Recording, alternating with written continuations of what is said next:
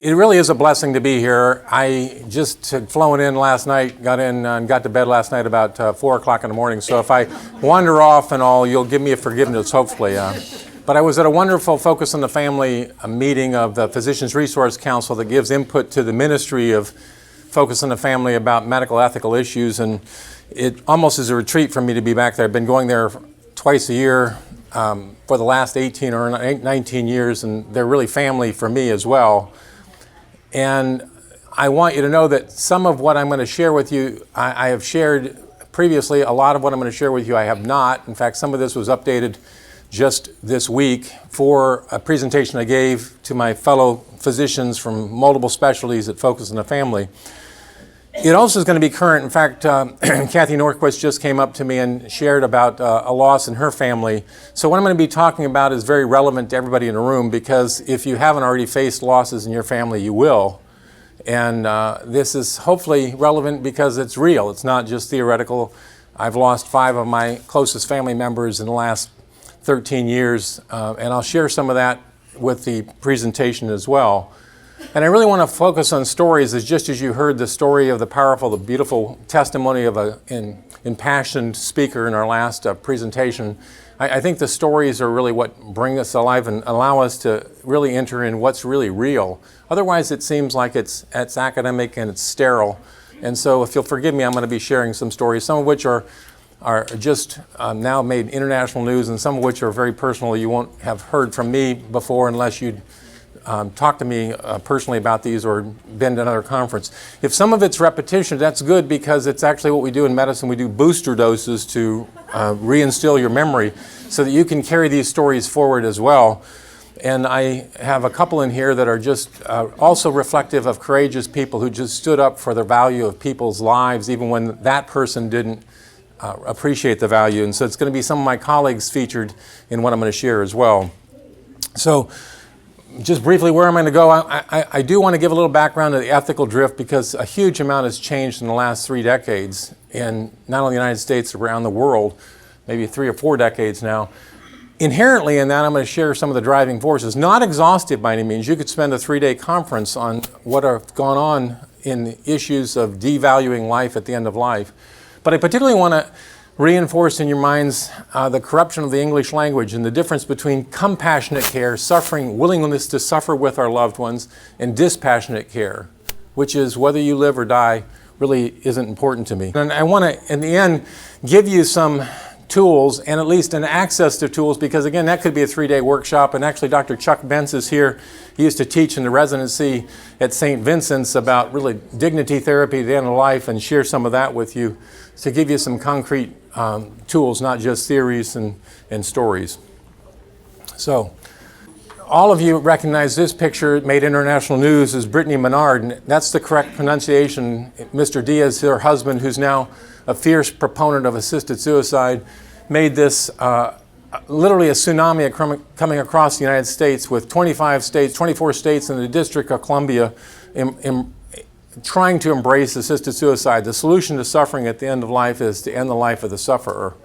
And this is literally what she did. And if you don't know the story, she came from California, essentially moving here to declare herself a resident of Oregon so she could take advantage, if she put it, of Oregon's assisted suicide law.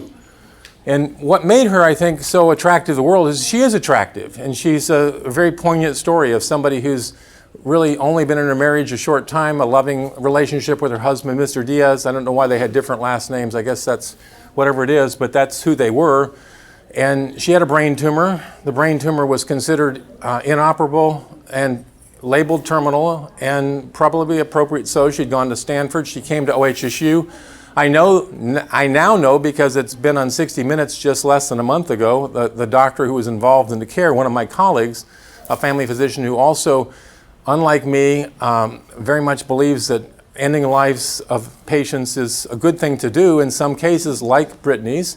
And in fact, he was the doctor involved. I learned for the first time that he acknowledged in the show that he'd been involved in 20 of these totals. So these are not doctors caring for their own patients. He's a palliative care specialist, and he's very much active in the so-called Compassionate Choices Network.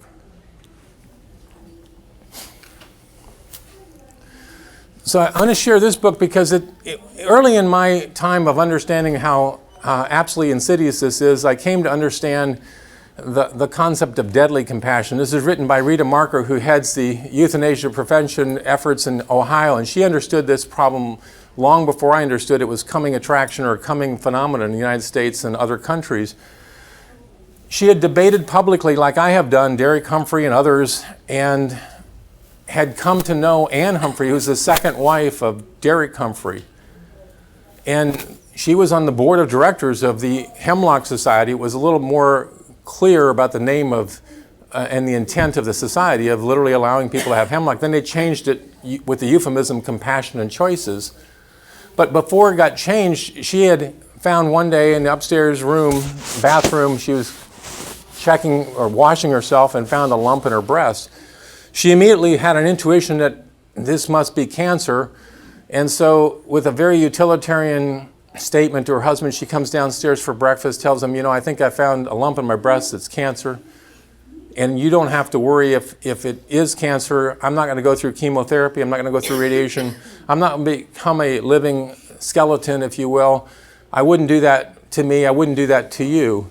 And her husband, Derek, who is very much a promoter of assisted suicide, actually helped his original wife, Jean, in a book called Jean's Way, to kill herself in England, and who'd come to California and ultimately Oregon to push and promote this with the Hemlock Society. He just smiled at her. He left that day without even kissing her goodbye, and that was the entry of the utilitarian thought that Anne Humphrey had at that time. She ultimately changed her mind, as many patients do, and I'll show you examples of that. And then when she did and wanted to have treatment, the board of directors of the Hemlock Society closed ranks around her and ostracized her, and she really felt isolated and alone, which is a horrible thing for people with illness to have. She actually reached out to Rita because of her just presence and being, and Rita took her husband's airline miles, flew a bullet trip to Eugene, and spent a month with her to be with her as she embarked on the treatment. The book is worth reading. It's understated, if anything, highly referenced. It was given permission because Anne and Rita Marker became friends, and even long distance, even when she had to fly back to Ohio because she has a life, a family of her own. But it's outlined here, and it's really, truly appropriately titled Deadly Compassion. Whether you live or die, doesn't matter to her husband, Derek. In fact, the board really wanted her to go quietly in the night, if you will. And of course, you all know the story of Terry Schiavo. Many people, in reaction to what they were labeled the so-called vegetative state, which she was not in, by the way. She was reactive. She was minimally able to interact with her family. She was able to smile. You can look at these things on YouTube. But she was labeled the pejorative term, you should never do this. I've stricken it from my own language. I try to tell residents and medical students, never use the term vegetative with a patient. There are no vegetables in my practice. There never will be. There are severely disabled people in my practice, some of them in group homes who are more severely disabled than Terry was. And they're still alive because they get good care and treatment and love from the wonderful group home network we have here in Oregon. This just illustrates the tsunami that came across our country and even North America. And I have it labeled here because unfortunately, as you see, Canada just in the last year went 9-0 based on these unelected Supreme Court justices and embraced somehow the right to kill yourself in the Canadian Constitution under the right to life. You can't make this stuff up. It's just, it's astonishing. There are a couple states like ours and Washington really are the only two that did it by ballot measure. Vermont and California by heavily quote, democratic legislatures who basically have a plank in the platform of this radical autonomy of people ought to have the right to kill themselves. In Canada, they literally have euthanasia kits that they're recommending in some provinces for all doctors to carry, and a backup one in case it fails. And if you don't want to do it, you shouldn't really be a doctor. This is the mentality. Now, I'm very hopeful, and there's new information that maybe the recommendations of the committee of how to implement what these 9 unelected black-robe individuals said was the Constitution of Canada, that they won't go that far. But it's almost like this horrible evil is about to happen, And they say it's not going to be quite as bad, and I'm almost feeling relieved because the evil's not quite as dark. I mean, it's just, it's paradoxical, this whole thing. Barbara Wagner is one case that was really able to change many people's hearts. If we'd had enough money at the time Washington was campaigning for assisted suicide to air this ad more widely, there would have been a heart's change. Because she was a retired school bus driver who had recurrence of her cancer. Her doctor wanted to give her a focused chemotherapy agent that wouldn't cure it, but it would, like the chemotherapy my wife got, would give you a longer lease on life, more time to be with your loved ones and family. A 45% increased chance of life by 1 year if you took it versus not. She got a letter from the Oregon Health Division saying you can't do it because it's too expensive. It was roughly $4,000 a month at that time, and the predicted lifespan was not long enough, so the Oregon Health Division writes her a letter and says, you can't have the drug, but we will give you 100% coverage for palliative care, including assisted suicide. Even if you're for assisted suicide, it's chilling. And so I want to share this little video here that describes what the Oregon Health Division director said was what we should do. Her doctor offered hope in this bottle, the new chemotherapy drug Tarceva. Like my doctor said, maybe this can put the lid on it and stop it. That hope shattered with this letter from the Oregon Health Plan, telling her we were unable to approve the cancer treatment. It will pay for comfort care, including physician aid in dying, better known as assisted suicide. I told him, I said, who do you guys think you are? To say that you'll pay for my dying, but you won't pay to help me possibly live longer. We took her concerns to Dr. Sam Saha, chairman of the commission that sets policy for the Oregon Health Plan. She says, to say to someone, we'll pay for you to die, but not pay for you to live, it's cruel. I don't think anyone's saying that. I don't think anyone's saying that. That's, I think, maybe an unfortunate interpretation of the letter. Assisted suicide critic Dr. William Toffler calls the message disturbing. People deserve relief of their suffering, not giving them an overdose. And he says the state has a financial incentive to offer death instead of life. Chemotherapy drugs like Tarceva cost $4,000 a month. Drugs for assisted suicide cost less than $100. Is it cheaper to pay for somebody to die than to help them live? That is not a question that we think about.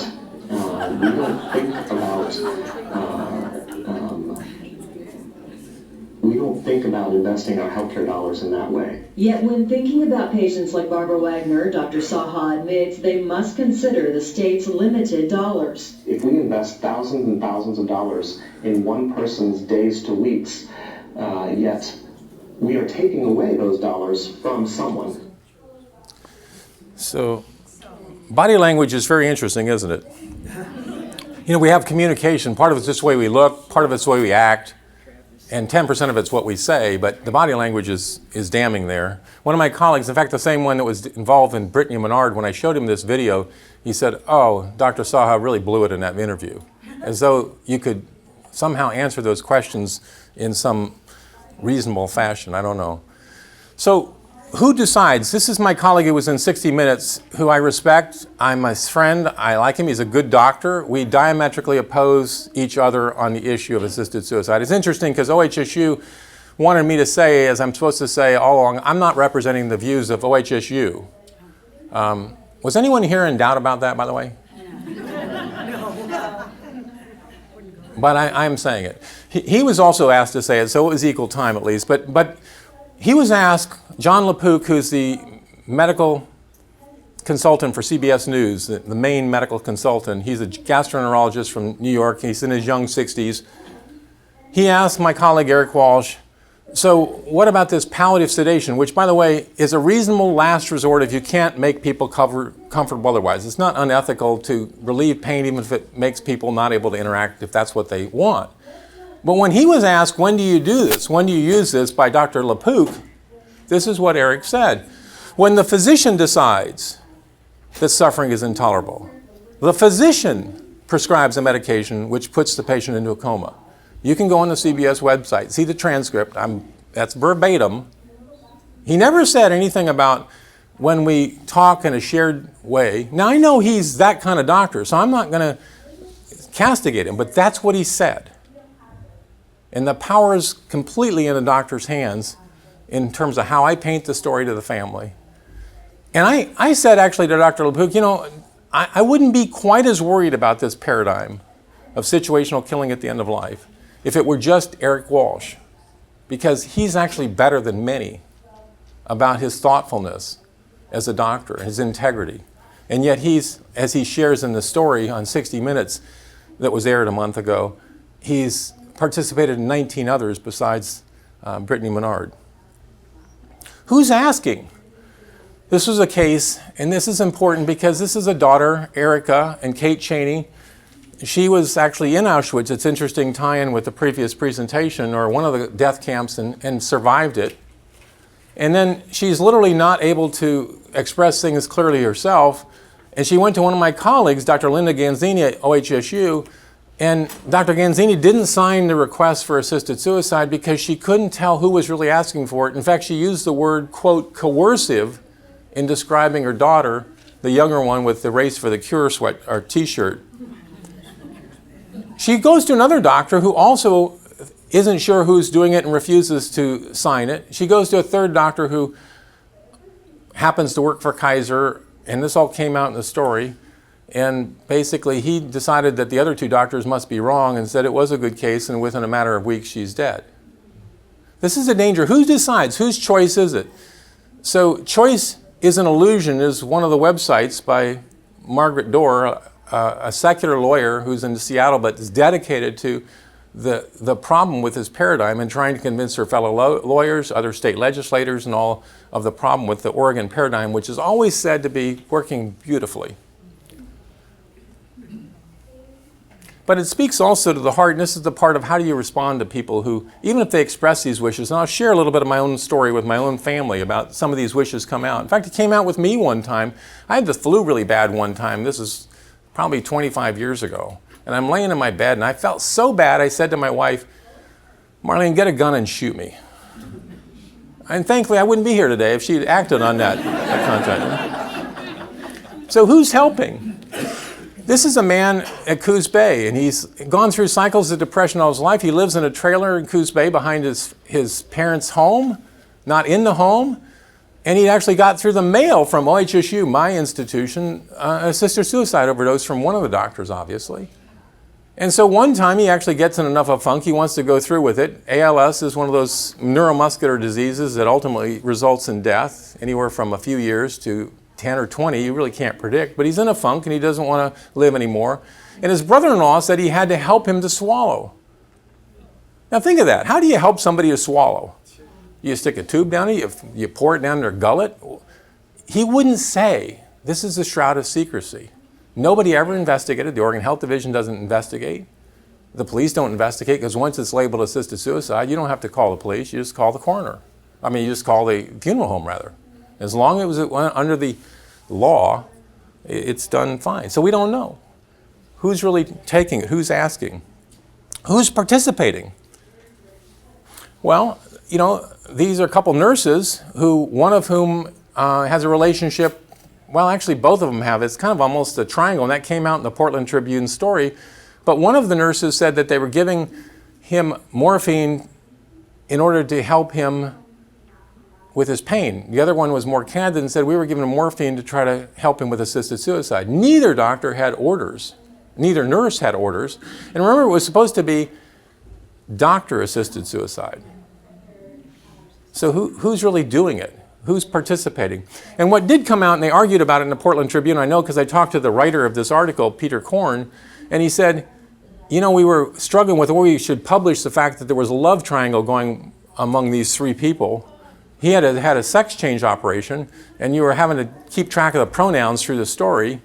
And all that is that relevant? And they were saying it really isn't relevant. And yet it is. It shows how absolutely, is the person really motivated to help and be loving to the person, or is there something else going on?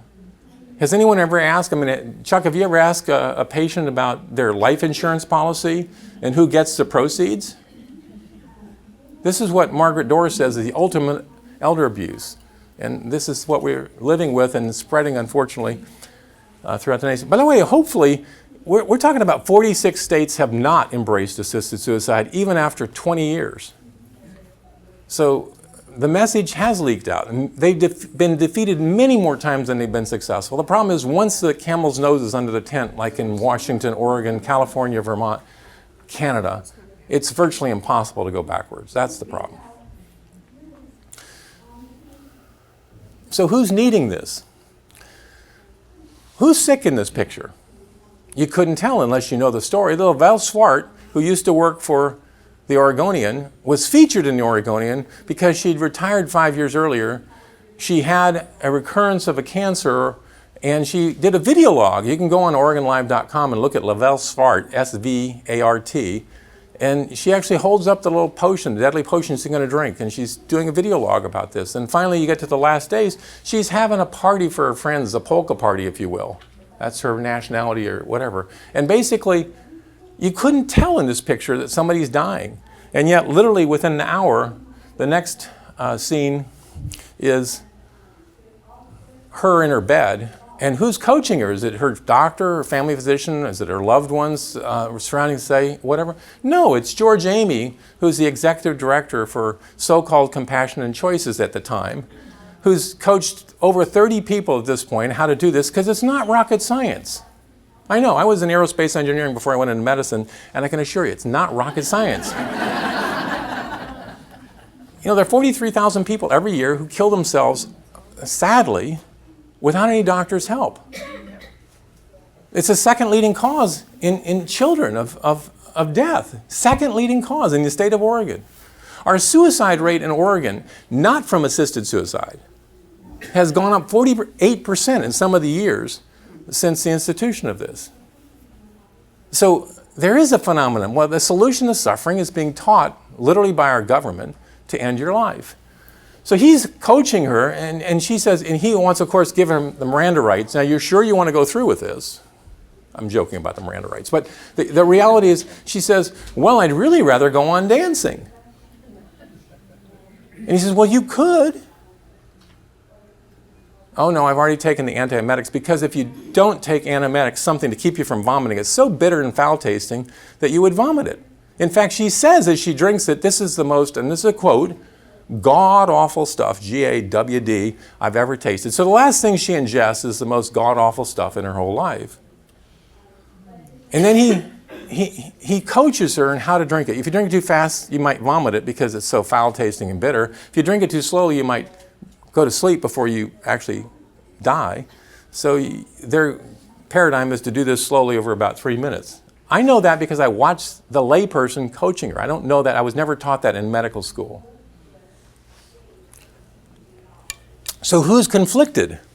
Well, our hospices are conflicted now. And you have all kinds of stories coming out of where somebody goes into hospice with supposedly several months to live, and they're supposed to get great support until they die naturally. And unfortunately, well, they're dead 48 hours later. And are people participating or not? So, well, I'm not sure I was supposed to be a part of it. And one time the hospices here in town made them stand outside the door. So there were really no witnesses to anybody. But that was a way to try to keep the hospice clear, that if somebody was doing this, it was them, not the hospice. That's no longer true. I found that out from my colleague, Eric Walsh, that, oh, no, there are witnesses. The hospice people are in there now. Does that comfort you? So it can create turmoil for the family. Sure can. One of my friends, he's not my patient, but his father came up here just like Brittany Menard, and he wanted to end his life on Easter Sunday in a very Orthodox Catholic family. Can you imagine the turmoil? They got hold of me, and I knew the doctor involved. I said, are you aware that the family is so conflicted? He wasn't. And they did move the date, but he still ended up ending his life. And it was very traumatic to the son, the daughter-in-law, and all the grandchildren, that this is the end of life. And not what the family wanted. None of the law says it has to be any kind of consensus. Should the hospice people try to talk them out of it? I don't know if that's from your role. We're supposed to be dispassionate. Think of George Amy. What if he'd said, when Lavelle was saying, I'd really rather go on down, what if he'd been a little different than his vending machine mentality and personality? Lavelle, I've gotten to know you really well over the last few weeks, and you've got a lot of life in you. I think this is wrong-headed. Don't do this. I've come to not... really like being with you. In fact, Lavelle, I love you. What if he'd said that? What if her friends had said that?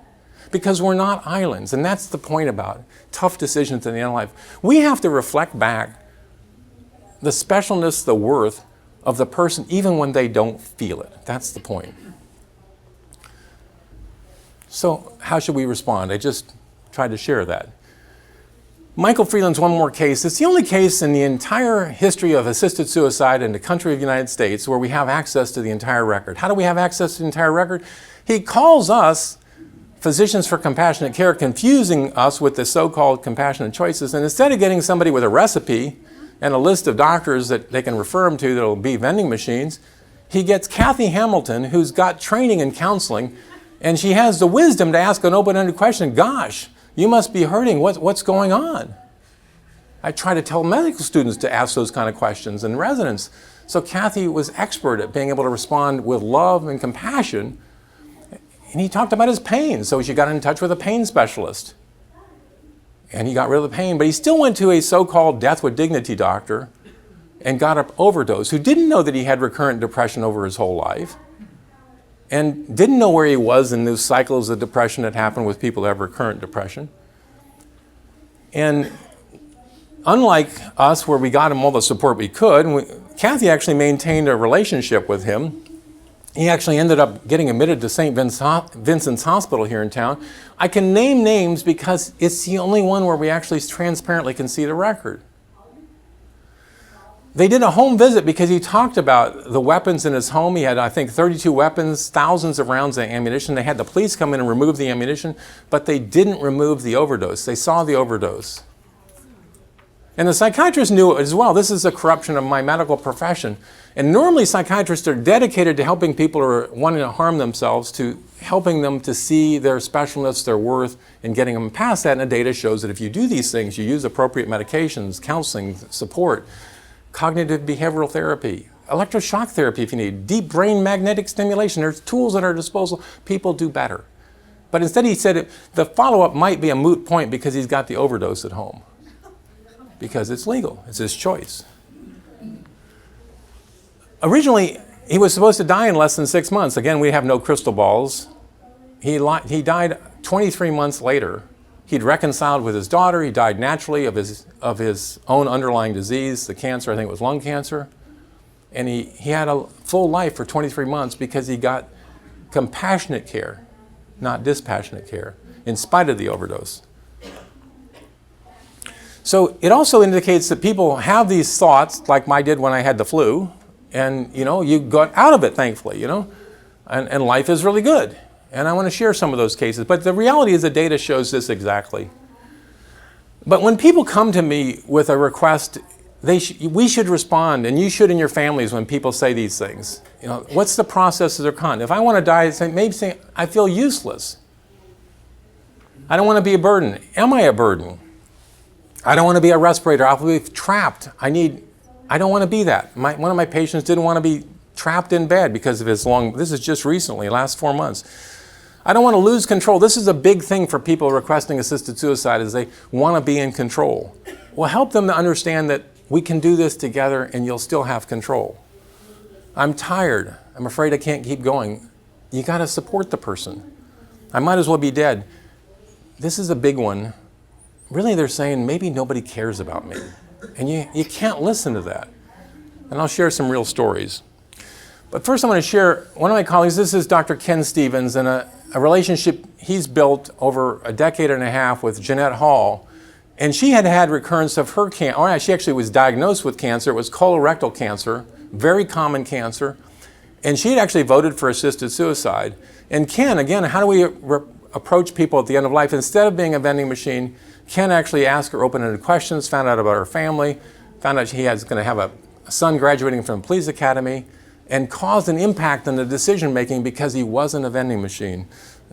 Ken also was a co-founder, along with Dr. Benz and others, of our group trying to organize support for traditional medical ethic, and this is what the story's about.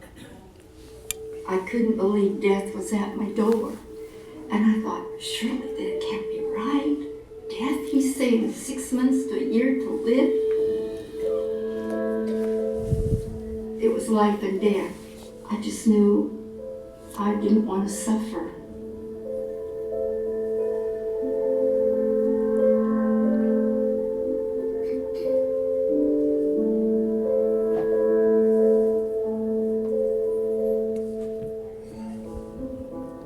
One day I was bleeding so bad that they had to take me by ambulance to the hospital. The doctor came in and said, "Jeanette, you have colon cancer." And it didn't hit me. I just went, I have to go. I have to take care of my mother. I have to do my work. I have to go. And they said, "You don't understand. You have cancer." When I first met Miss Hall, she had been evaluated by her surgeon. Her surgeon had determined that the cancer was inoperable, meaning that it could not be cured with surgery. So he referred her to me for radiation and also chemotherapy. She immediately told me, she said, "I'm not here for the treatment, Dr. Stevens, I'm here for the pills. 2 years ago I voted for Oregon's assisted suicide law, and that's what I want. I'm here for the pills. I don't want radiation, I don't want chemotherapy." I reached that point without hope. I was sinking into depression. I said, "Miss Hall, would you come back and see me next week? Let's talk about this some more." I was able to get better acquainted with her, and I learned that she had a son who was attending the police academy. He was in his late 20s. And I said, "Miss Hall, wouldn't you like to see him graduate?" He was single. I said, "Wouldn't you like to see him get married? Does he know what you're considering here?" It made me realize there was hope. There was something to live for. And I thank him for that one sentence that brought me back to reality and made me try. So she did accept the treatment. She received chemotherapy and radiation. She lost her hair temporarily, but the tumor just melted away. Dr. Stevens, if you had believed in physician-assisted suicide, I wouldn't be here. You didn't give up on me, you didn't abandon me, and that's why I'm still here. These are the kind of doctors we need that give you hope when your hope is gone. Here I am 15 years later, and I went to my son's graduation. It's great to be alive.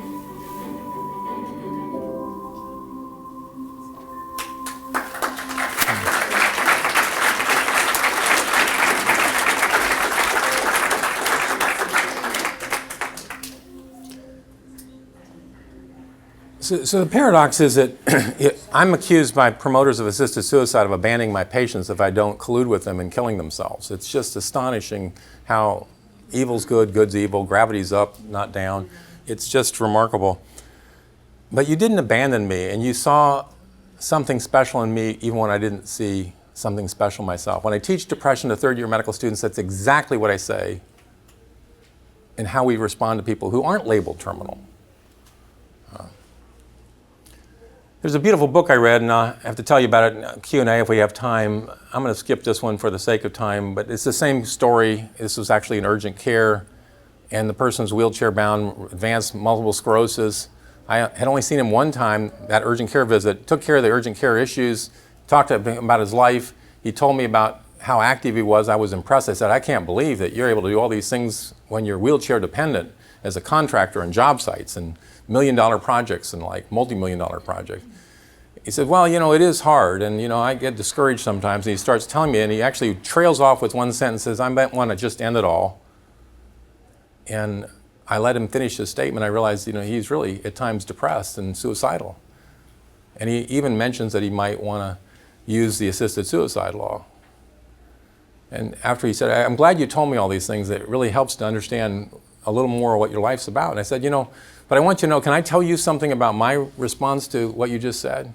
He said, "Okay." And I said, "Well, I want you to know that your life is valuable to me, and if I were your doctor, not just for the urgent care visit, and you were coming to me, I would say to you, I'll give you all the support I can, I'll help you in any way I can, but I could never participate in helping you to end your life because your life's important to me." And I think if your 17-year-old daughter were here, she would say the same thing. And in response to my sharing my perception, not just being a vending machine, she just said, "Thank you. Thank you." And that's what people are looking for. So I'll share some real life stories here of what we do. This is my mother. She was 89. She was 7 years older than my dad. My dad fought in World War II, Korea, Vietnam. He had several careers after that. He was the vice president of National University. He lived in La Jolla, had a beautiful home, had a 150-degree view of the ocean. He could access the golf course. He died of advanced Parkinson's, kind of like St. Pope John Paul, almost the same kind of gestation of the Parkinson's. When he died, my mother, her world just fell out. They'd been married 57 years, haven't gotten married, in a parachute made into a wedding dress in Bavaria. My dad requisitioned that, I guess, somehow. At any rate, so he and she were everything. And when he was ultimately going to die, it's like the world fell out of her life. She would say, "Why doesn't God take me?" Even before this incident where my dad got hospitalized and died of a medical error. But the reality is that when she say, "Why doesn't God take me?" She's not really asking to be dead. That's the process versus content. It's like, maybe at the moment I'm feeling lonely. People are paying attention to somebody else. One time she said, "I might as well be dead." I said, "Mom, what's wrong?" Well, and she started talking about her hip pain. I said, "Well, Mom, did you take your pain medicine?" "Yes." I said, "Well, when?" "Yesterday." So I literally went to get 2 extra strength Tylenol because that was the stepwise approach to pain up to oxycodone. We almost never got to oxycodone because she wouldn't remember to take her Tylenol. I get her Tylenol. 20 minutes later, she says, I can't believe it. She's got a bright look on her face, and my hip doesn't hurt, and it's a very different person. So you can see how dangerous this is when people express these thoughts, and they're real thoughts. And we can never with our family members and our loved ones, react that way. This is a little quick story. This is a real story. It was only 4 months ago. I saw this patient just Wednesday in my clinic. It was actually afternoon because I had to leave for Colorado Springs. But the point is that his actual name, he told me I could use his actual name. His actual name's Lonnie, so it's not a HIPAA violation. So he's 68 years old, and this is where you get in trouble. And Chuck's going to be talking about advanced directives and things, and really go to his talk because it's very important what you put down on those things because people will listen to you. Well, he is a bit of a curmudgeon. He had advanced lung disease, not dying of it. In fact, he did exercise just for about 15, 12 minutes, whatever, 14 days before he got admitted to the hospital. So I get a call from a resident, because I'm his family doctor for the past 18 years, says, they're transitioning him to comfort care. I didn't even know he was in the hospital. I just gotten back from church. I still had my coat and tie on.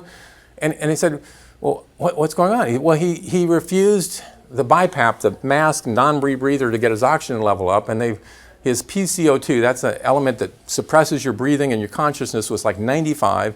They'd given him Ativan and morphine, and he wasn't really responsive. And they decided to just transfer him from the intensive care unit to the floor because he didn't need care. He just was going to be comfortably let go. His breathing rate was 8 when I got to the hospital 10 minutes later.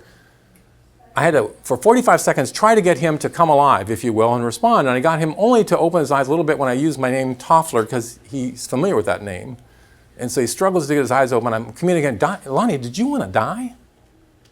And I got nothing like this, and he closed his eyes again.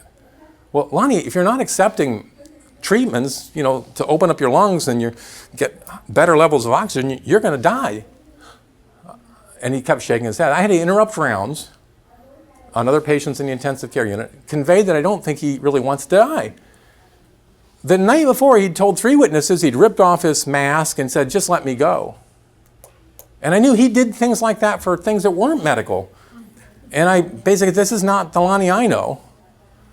And so after 5 to 10 minutes of trying to stop the course that had been chosen by 3 people witnessing the statement the night before, I've created quite a stir. Thankfully, I've been there long enough. They trusted me to, let's go do the conference again. I did exactly the same thing. I joked with him. I said, Lonnie, you're interrupting a walk with my dog that I was going to have today with a friend, and I really wanted to do that, but you're more important than my dog, so I'm here. And, I'm getting a little bit more response, but he's not able to talk. He's that soporific, that sleep-induced from everything.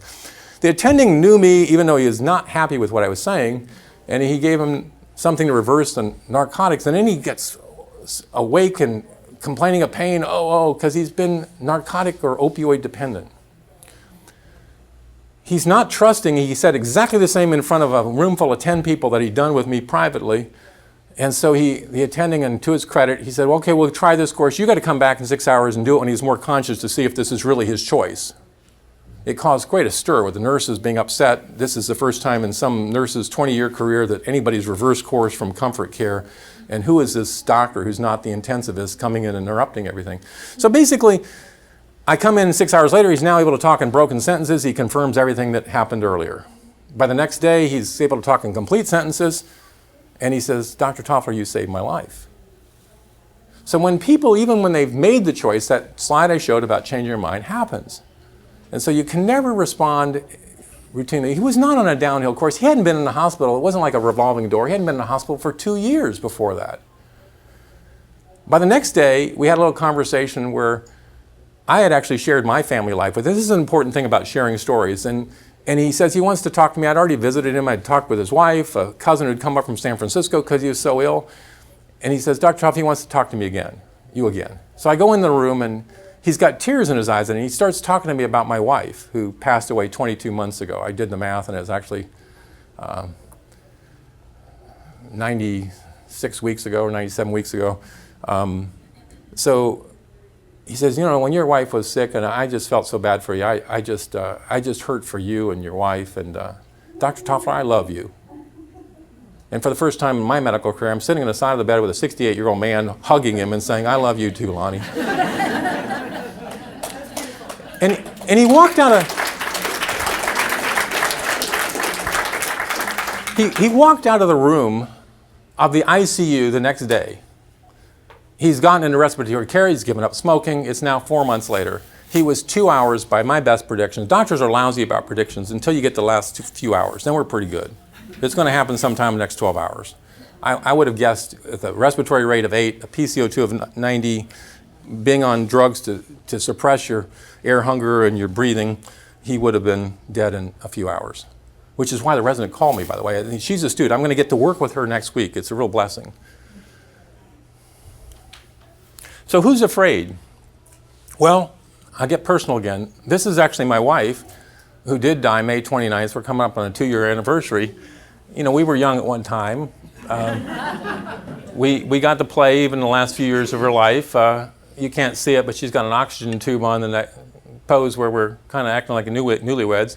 And then more in the left-hand quarter is where we were given a gift by some friend who was more like family, who gave us the rights to her cousin who makes caskets. And he had done this for about 7 people, starting with his mother 7 years ago. And he invited us. He said, this is not just me making a casket. This is a family thing. And we spent 2 hours. My daughter got intrigued by it, and I wasn't sure. We only had a week before the funeral. Can we really do this? I mean, I have a wood shop, but I hadn't done woodworking for years. And basically, he convinces us this is a good thing. My daughters are getting more and more excited about it. And we stopped by Home Depot on the way home. And this is us getting close to the finished product in our garage. You can see I'm not a type A personality when you look at the garage there. Everything in my life looks like that. But this is the end of my wife's life and the labor of love that we had. And for the people who can't see it in the back, it basically says my son, who was an engineer everybody contributed something. The son up in the engineer, he actually put the divine mercy phrases, holy God, mighty God, and Holy Immortal One, have mercy on us, and Jesus, have mercy on us. So basically, you know, we just passed, for those who are Catholic Christians here, Divine Mercy Sundays follows the Easter Sunday. It's part of the Easter season.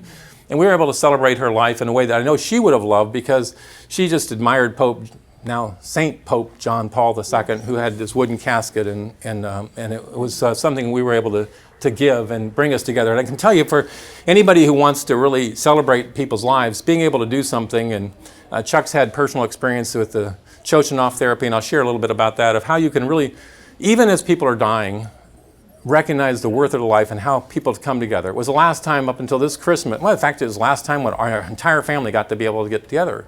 So births and deaths are special times. They're not things to be avoided. And you can die with dignity, as she did. And think about those words. If giving an overdose to yourself, like Brittany Menard is death with dignity, what does it say about my family? Was that an undignified death because she didn't kill herself? I mean, seriously, what a corruption of the English language. So this is what you're supposed to do when people ask you about things like death and they're worried. You tell me more about your thinking, like Kathy Hamilton did. What expectations do you have? What's your concerns, your fears? Let people talk. Don't interrupt them. Explore their suffering. Marlene was concerned about air hunger. I don't want to feel like I'm drowning. I said, Marlene, we can get through this. Morphine, I heard this first on the 60-minute show that I was on 21 years ago. Morphine, this is from a hospice nurse before it was corrupted. She said, you know, it's not that bad. Morphine helps. It's like God's gift to the dying. And it takes away air hunger. It's the greatest drug at the end of life. And paradoxically, you hear these stories, oh, I don't want to give him morphine because it'll kill him. If you have these respiratory problems, the study's been done by one of our colleagues who helped found it, Miles Edwards, a pulmonologist. Giving appropriate doses of morphine actually helps people live longer because they don't have this anxiety of not using up oxygen and not wasting muscular effort. It's like a woman in childbirth. If she can relax, she actually does better than if she gets all tense and fights it. The hormones actually are at a better level. Tell me how you feel, what you believe, your family concerns. And there's a whole, I got a website here, and people are welcome to this. I'll be glad to send it to Organ Right to Life, dignityandcare.canada. It's a Canadian thing. Chochinoff is an expert at this, and it's part of what Dr. Benz teaches, or did teach to residents and now physician assistants. Address the concerns. In other words, the solution to suffering is not to end the life of your loved one or collude with them if they even have those thoughts. They're agnostic, atheists, whatever. We've got them in our families. Explicitly express your commitment. You heard me do that with the cases I shared. You've got to affirm their worth even when they don't have it themselves. And you got to clearly state what you will do and you won't do. And people will thank you for it. And this is the last slide. If human life is inherently valuable, and I know everybody in this room believes that, you have to love one another. Most importantly, in this last years of your life, the last phase, the last season of your life, you've got to be willing to be compassionate. And don't get those words confused. You got to avoid, especially the healthcare professionals, the nurses, the people who work in healthcare fields, hospice workers, doctors. You can't go with this. The conflict of interest, think of this. You wouldn't want a lawyer trying to defend you who, after he gets done making his case to help you, goes across the aisle and then starts accusing you of the different things that he just defended you of. That would be a bit of a conflict of interest. And then in a doctor's case, it's not just that conflict, but now that person is also the judge about which lawyer is making the best argument. And if you don't think that's a conflict of interest, now we're empowered the role of executioner, all in the same person. And my colleagues simply don't, the promote assisted suicide simply don't get it. So last, be unabashed in your support of the inherent worth and well-being of the people and your families and your loved ones. And I think that's it. I'm getting the hook and crane. Thank you very much. Yeah.